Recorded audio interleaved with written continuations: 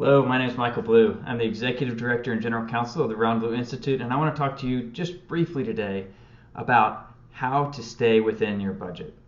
Now, I have tried just about every single software I can think of to manage my budget. I've done it on Excel, I've done it in Quicken, I've used Mint.com, I've used Envelopes.com, I've done just about everything. We've even moved to cash at times to try to get a handle on our budget.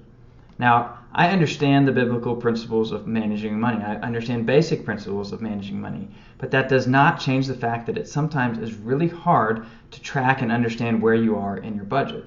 So let me just give you some very brief advice as to what as I have found works for me in keeping my budget.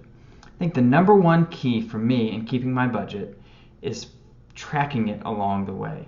If I can see what's happening as I go, I have the ability to make corrections so that at the end of the month, I'm not in trouble. For what happens is for so long, I would do a budget, but I would only really do it at the end of the month, and then I would look backwards and I would say, oh man, we overspent in this area or that area, and so we didn't meet our budget. And so I'd say, okay, well, that was a unique expense because it was a washing machine or it was a refrigerator or something big like that. Not realizing that I could have adjusted along the way and actually kept my whole budget in line rather than taking that margin I built in and sucking it all away by the end of the month.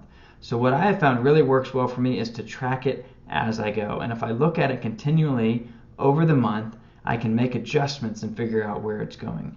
The other key I have found is to set reasonable amounts.